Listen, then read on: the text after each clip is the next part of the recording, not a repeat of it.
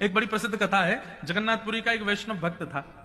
वो भगवान से जाके बहुत रोता था, हे जगन्नाथ भगवान, मेरे जीवन में बहुत कष्ट है, मुझे मेरे दुख दूर करो। इतना रोता इतना रोता, एक दिन जगन्नाथ भगवान प्रकट हो गए।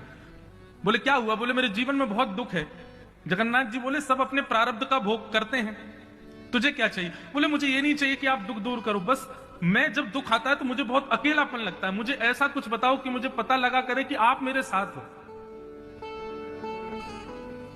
भगवान बोले जब भी पीड़ा लगा करे, जब भी तुम्हारा मन हुआ करे, तुम समुद्र के किनारे धूल में चल करके देखा करो, 2 पैरों के निशान तुम्हारे और साथ में 2 पैरों के निशान और दिखे तो समझना मैं संगी चल रहा हूं।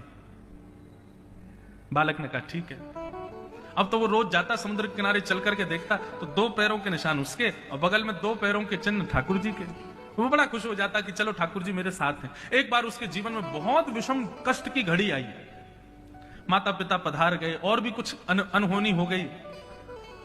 रोता बिलकता हुआ समुद्र के किनारे गया, चल करके जैसे ही देखा, बगल में देखा तो ठाकुर जी के चरण चिन्ह नहीं थे। रोने लगा, जगन्नाथ जगन्नाथ जगन्नाथ रक्षमाम महाबाहो महाबाहो महाबाहो पाहिमाम पुकारने लगा। जगन्नाथ जी प्रकट हो गए। प्रकट होते ही बालक चिल्लाने लगा, बोले आप स्वार्थी हो, जब तक मेरे जीवन में थोड़ा सुख था तब आप संग थे, अब मेरे जीवन में विषम दुख आ गया तो आप भी छोड़ के चले गए, आपके चरण चिन्ह नहीं दिखाई दे रहे मुझको। भगवान बोले ऐसा नहीं है, उल्टा है। बोले क्या? जब सुख था तुम्हारे जीवन में तो तुम भी चल रहे थे और मैं भी चल रहा था, लेकिन अब दुख आ गए हैं तो तुम नहीं चल रहे हो, तुमको गोद में लेके मैं चल रहा हूं। ये तुम्हारे चरण चिन्ह नहीं है, ये मेरे हैं।